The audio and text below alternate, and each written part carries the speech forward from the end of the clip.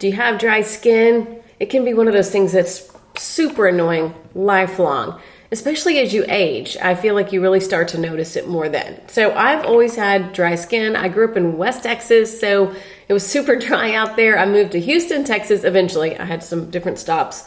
I was in television news for 25 years, so I lived in Minneapolis and Jacksonville, Florida, and Waco, Texas. So I kind of hopped around before I landed in Houston, Texas. Houston is very humid, so it's very good for my skin. When I go back up to Childress, where I grew up, where it's very dry, I certainly notice it when it comes to my skin. So here's my guide to dealing with dry skin, at least on your face. So for your décolleté, your neck, and your face, I think the first rule, you can't be afraid to use oil. I know initially, I think a lot of people have trouble kind of getting past that. Wait, what? I'm going to put oil on my face? Because so many of us were taught when we were younger to look for oil-free products, right? When you're a teenager and you kind of get in that mindset. You really have to get over that if you have dry skin and you're over 40, because the oil is your best friend. So this is the Be Well and Glowy Rejuvenating CBD Oil. It is by Switch to Pure. It's one of my favorite products. It is a local product. I love to shop local when I can, and so it's one that's made right here in Houston, Texas, and sold at Switch to Pure. And you can also still buy it online, by the way. But I like this one. I can tell a difference. It is very, very hydrating. So oil is your friend.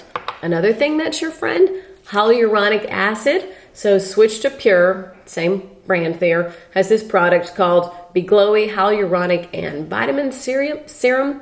Hyaluronic acid is very plumping and moisturizing as well. So that is another friend of yours if you have dry skin. So Retinol, another one. My husband, who's a plastic surgeon, is a big believer in Retinol. He says this is the one product, the one Retinol being the one thing that he recommends to all of his patients. He really thinks there's a lot of benefit to that. So I use the Youth to the People Retinol and Niacinamide Youth Serum. I can tell a difference with this. I can tell that it helps with cell turnover and helps me not look so dry as well. I try and drink tons of water as well and take fish oil and all that type of stuff. And I think that helps too, but at the end of the day, I do need a little bit more.